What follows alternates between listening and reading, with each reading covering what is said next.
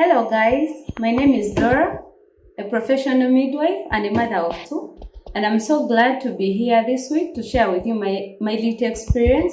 I hope it helps someone out there, a mother or anyone who is planning to be a mother. So this week we are celebrating Breastfeeding Week, and it is so good in a way that it creates awareness to the mothers out there and the husbands and the bosses, everyone out there. We create awareness to show that it's very okay. It is actually very good for a mother out there to breastfeed their child. And in this form, we are removing the stigma of mothers having to hide somewhere to breastfeed their child. We are removing the stigma of a mother being ashamed not to be seen in public, or the bosses at work don't want the mothers to carry their children for work.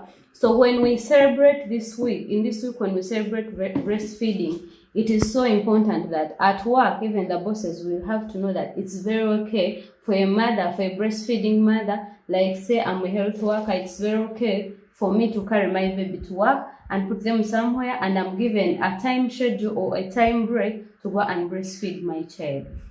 Because when we breastfeed our children, there are very, very many values or importances or advantages of breastfeeding our children. Take an example. We all know that breast milk carries almost all food nutrients. And therefore, when your child suckles your breast and they are taking in all those nutrients, it's very easy for their immunity to be boosted all the time, so that they don't fall sick all the time or they don't get infections easily. Another advantage of breastfeeding your baby is that you're creating that beautiful bond of a mother and your baby. As you're breastfeeding, you're looking at your baby and the baby is looking at you, and there is that quick, beautiful chemistry that you're creating in between you two. And another advantage, actually the commonest of this generation, is that breast milk is the cheapest. You don't have to buy breast milk anywhere.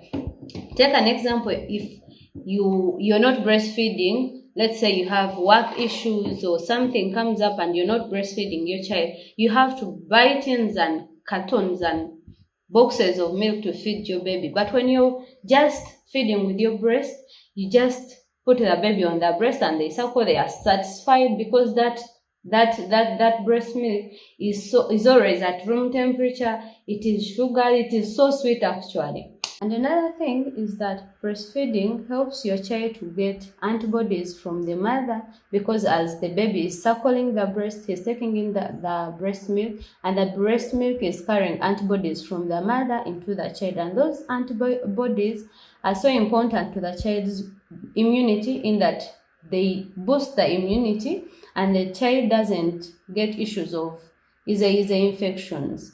Another good thing with breastfeeding is that it is also another way of family planning. So mothers out there, you don't have to suffer the injection every month or every 3 months. When you exclusively breast your child, that is breastfeeding the child on demand, make sure that you don't wait for the child to first show you, "Mommy, I'm hungry." You make sure at least 8 times a day. Meaning, if you're able even to go beyond 8 times, you can breastfeed your child as much as possible. This also helps us in a way that when the baby is suckling the breast, there is the suckling reflex helps to the brain to produce oxytocin, which oxytocin is going to help your uterus to contract and help it go back in position, as in it goes back to the pre-pregnancy state. So breastfeeding is so much important because it will help your body even to go back in shape easily. Like, you don't have to hit the gym as early as possible. Make sure you breastfeed your child on demand, because it is going to help the whole body to concentrate to know, we have to produce breast milk for someone. Let us leave the menstruation hormones. So the body knows, I have to produce breast milk. It concentrates on that and leaves the hormones responsible for for periods or menstruation. So the body concentrates on producing breast milk, because there is someone who wants that breast milk.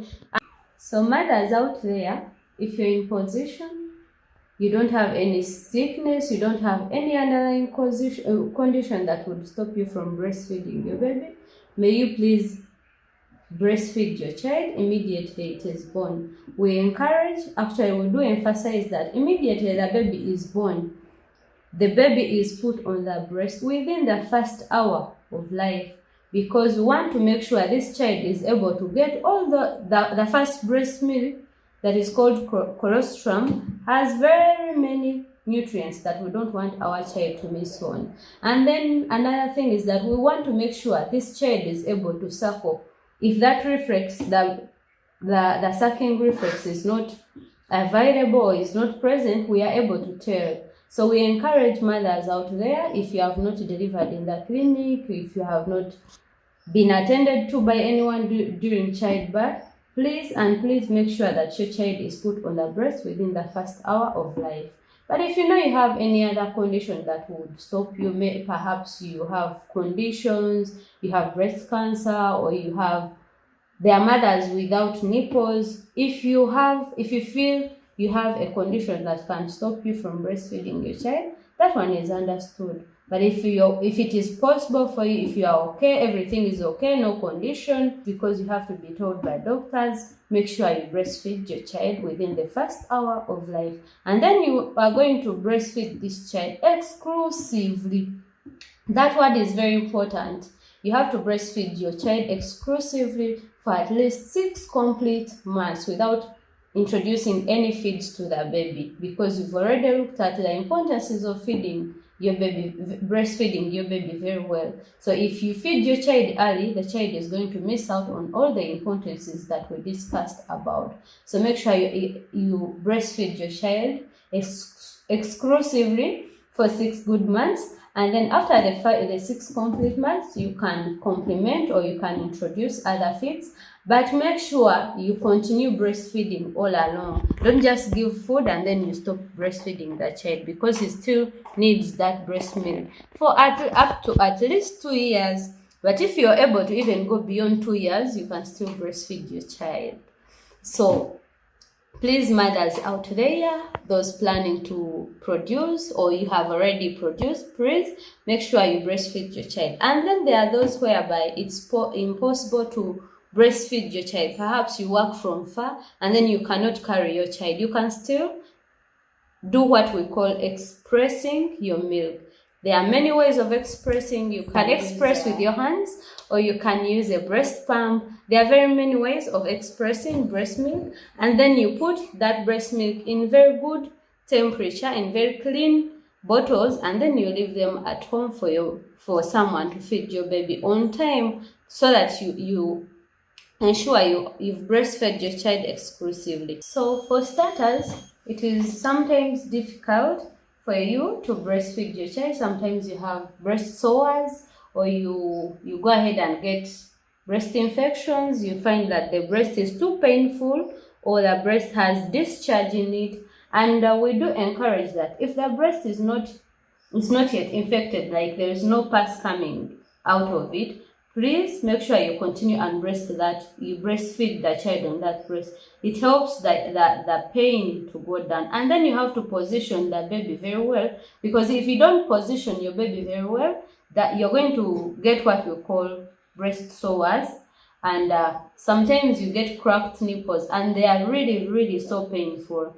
Another thing is that most times when you have just a few days or a few weeks after delivery, the breast milk is too much for the child to finish.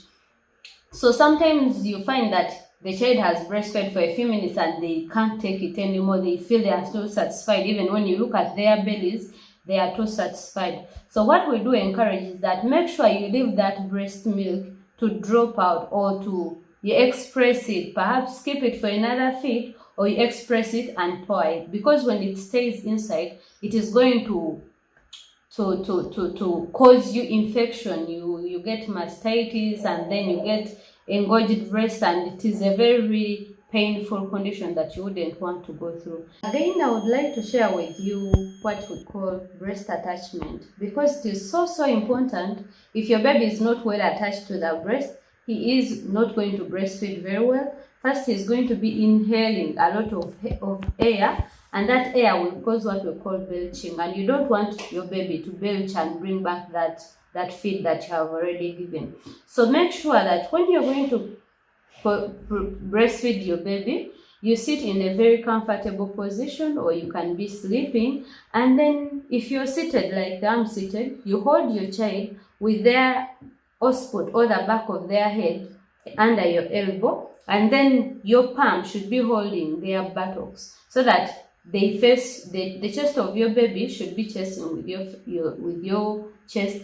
And then after positioning very well, you make sure that the chest of the baby and yours are looking at each other, or they are facing each other. You get out the breast, and then you use the nipple to just stroke the lips of the baby. Don't just force the nipple into the mouth of the baby. You can use the nipple to stroke the child, and then the child will open the mouth and start feeding. And then after the one breast is done, you can change to another breast with the same positioning. And then after your child has breastfed or suckled enough, you feel that the child has really gotten satisfied. Actually, after the child is fed himself, he will just get away from the breast. Don't just pull the baby off the breast, because either the child is not yet done with breastfeeding and they are still holding it so much. So when you just use force and you pull him off, that is why most mothers get cracked nipples, or they have painful nipples, because they don't let the child to just give up the nipple himself. So when the baby is done breastfeeding, he just releases, he just gives you your nipple back. Mommy, I'm done. He gives you your nipple back, and then get the baby and put him on your shoulder, and then pat his back. When you're patting his back, you're helping the air, all the air he was swallowing in while breastfeeding, it is brought out, and that is called belching. So if belching doesn't occur, when the baby doesn't bring out that air that he swallowed while swallowing breast milk, it will cause him to regurgitate, like to bring back all the feeds that he had just taken. And any mother doesn't want, because that is like wasted energy. I mean, you just fed the child, instead of the food going inside, it comes back.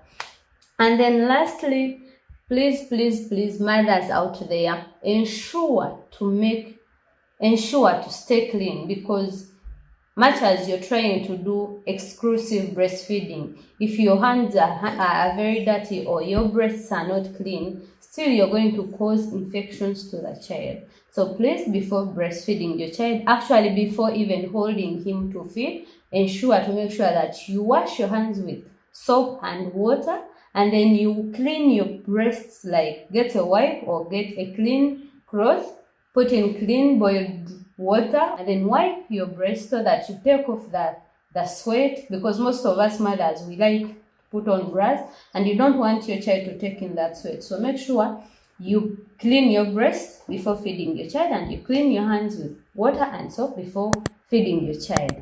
That's all I had for you. Bye.